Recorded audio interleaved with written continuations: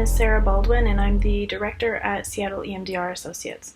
We're a group of therapists that practice EMDR as well as other types of therapy, and we love what we do.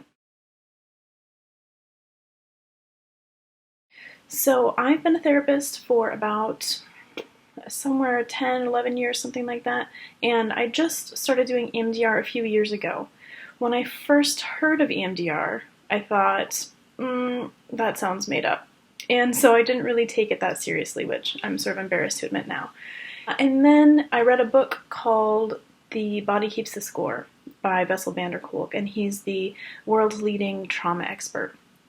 And in his book, one of the things he talks about is EMDR and how useful it is. And so then I was like, okay, well, if this guy thinks it's useful, then maybe I'll take another look. And around the same time, I referred some of my clients who were feeling pretty stuck and had some pretty big stuff coming up. I referred them to another therapist to do adjunctive EMDR, which meant they kept working with me on some things, and they worked with this other EMDR therapist on just a particular trauma or issue that they were dealing with.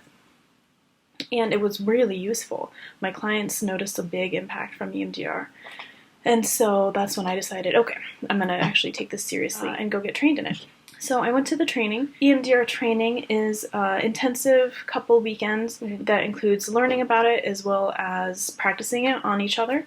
I think people who aren't therapists might find funny about therapists is that when we're learning to be therapists, we practice on each other. And we do that in grad school and at most trainings that we do for sort of ongoing clinical training. So anyway, so I was at the EMDR training and practicing with my practice buddy.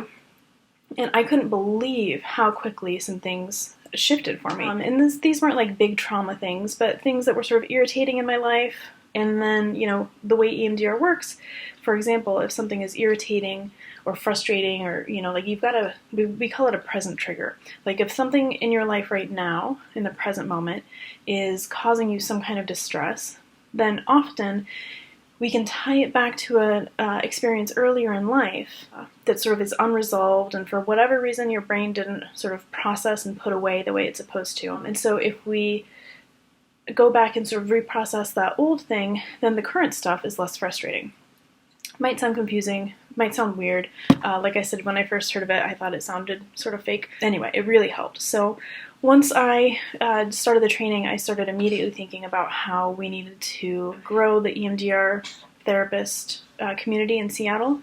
And that's where the idea came up for me to start this group practice, the Seattle EMDR Associates.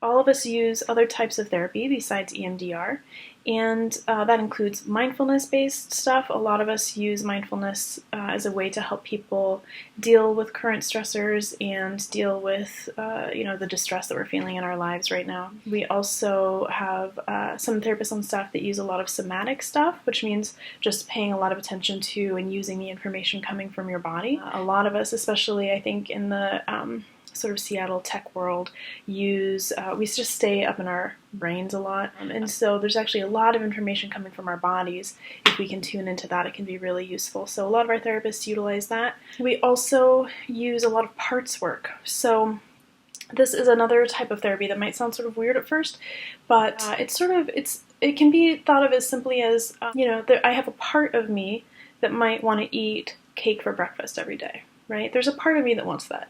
There's another part of me that thinks that's really not a great idea, and you're going to sort of feel like hot garbage if you do that. So maybe cake for breakfast once is, on your birthday or something like that, right? But it has some other thoughts. And so I can have both of these different parts inside of me. And we all have a lot of sort of different parts or different internal voices.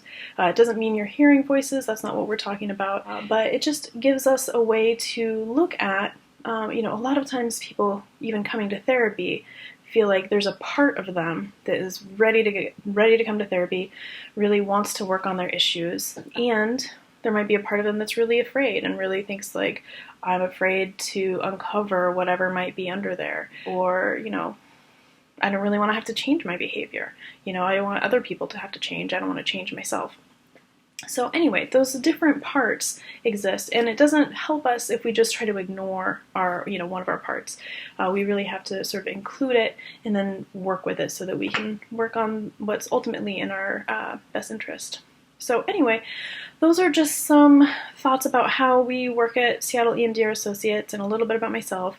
If you have any questions, please don't hesitate to reach out. Our email address is hello@seaemdr.com, and there's also a lot more information at our website. You can find us on Facebook and Instagram and Twitter. All right, hope you have a great day.